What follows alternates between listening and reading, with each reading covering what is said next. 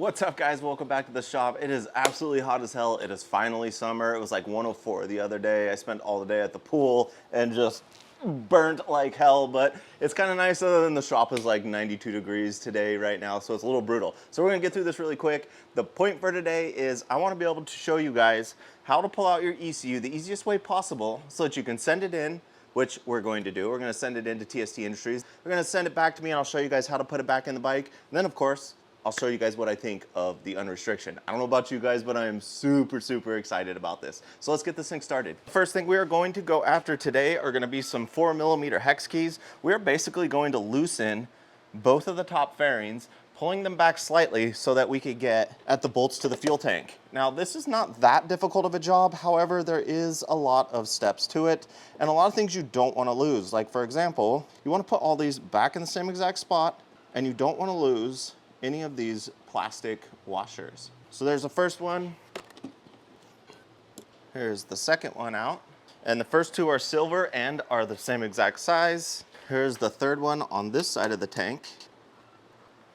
Now this one is black, it's long, there's no washer or spacer or anything. Sure, there's plenty of jokes for you in that one. I'm gonna keep going on the other side. So I'm gonna get the two silvers out of the left side top, just like we did on the right, just to kind of speed this up for you guys. Working our way down, I'm gonna go ahead and grab the seats off next. Use your key to get the rear passenger off. Grab the little loop that's in here, pull, take off that. From here, we can actually just pop these open, as there's only a little rubber grommet that's holding this in here, like so. Okay, with this off, there's actually another one up here that you can pull. So I'll reach over here and pop that one as well. So now we have all those separated. And the next thing we're gonna grab is going to be this 4mm on the side of the bike here. There we go. And if we're lucky, this is more than enough to do the job. So I'll get the other one that is on this side of the fairing. There we go. And that is our fairing bolts that we need to remove so that we can get at this fuel tank. So if you can notice, we have plenty of play in here, as well as these are just slightly out of the way for us. Attached to the fuel tank is this bracket right here. We're gonna take off these four, look like 5 or 6 mil. Yeah, definitely bigger than 5. Interesting. Damn, these are really loose. What? Are you gonna tell me there's going to be a standard? Is this standard? That's weird. No, it's not standard. What the hell? That is interesting. Well, I mean, 5 mil is as close as we can get. Yeah, 5 mil it is, guys. Those are a very crappy ass hex key. That is for sure.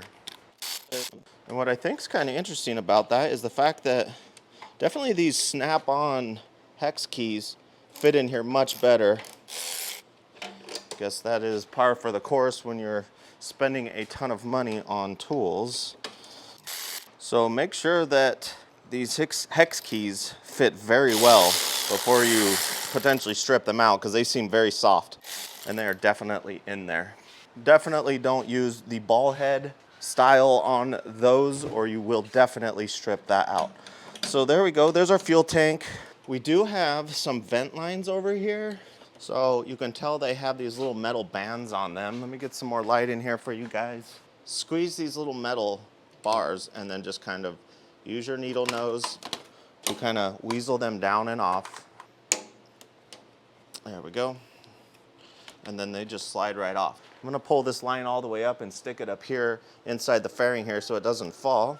And then we just do the same thing to this one. Just slide this little metal. Sometimes using a fingernail works great too. There we go, slid that off. And he's not gonna go anywhere, he's gonna stay right there. So don't forget, that little guy is not gonna move. So there we go, our fuel lines are off. And the next thing I'm going to do is there are 2 protruding pieces that are sticking in at the front of the tank. So we're just gonna lift up until we find, there it is, found it. So let me get you guys a better angle. I'm gonna lift this up just enough. There we go, to kind of show you guys what I'm working with here. So we got her propped up pretty good here. And what it looks like is this is gonna be a quick disconnect, but luckily for us, not like a car. So I'm gonna take a screwdriver in here, see if I can get under this little plastic clip. Yep, too easy. Pop it up and pop it off. And you're gonna get a little fuel out like we did. So it was pretty easy to just lift this metal thing up, grab the back of the hose back here and just push it right off the fuel line. Just in case. I always have some kind of rubber caps for working on cars. Hopefully one of these. We got a winner. All those little caps that come off of tons of different things, they come in handy sometimes. So there we go. There we go, just pull it right on out. What do we have up in here? Ah, you know what I missed?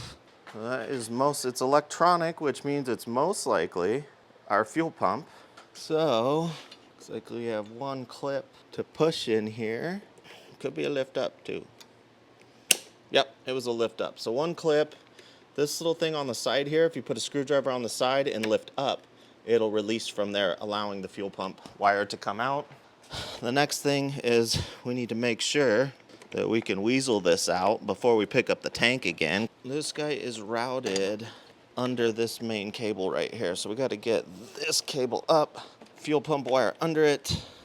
There we go. So now we can officially just lift off of our tank and set her down. So there's our fuel tank removed. Obviously not really that difficult of a job.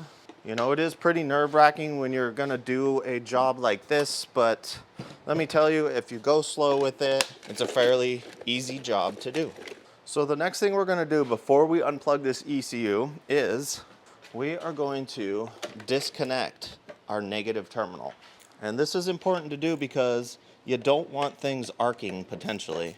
And by removing the negative terminal, which this piece is for my heated jacket or a charging port, you guys may or may not have that on your bike. So we're gonna remove this negative terminal and we're gonna make sure that there's no way it can pop back onto the battery. And I'll put this back in here so that we don't lose it, because I don't know how long we will be missing this ECU and how long this bike is gonna sit here open. So back to our ECU here. Now that we have our terminal unplugged, which we want to do before we remove our ECU off of any vehicle in the world, if you just slide a little flathead up top up here, this will just slide right over it and pretty much take itself off. So there we go, that's cool, that's off. One more of those right here and remove that. Pretty damn easy job. Oh, well, let's remove the damn thing. We'll pull it off like that. And we're gonna package this guy up and send it off to get flashed. So how exciting is that, guys? This is gonna be really cool to finally have this done and to be able to experience this motorcycle. So I'm gonna throw this thing in a box, I'll send it over to TST,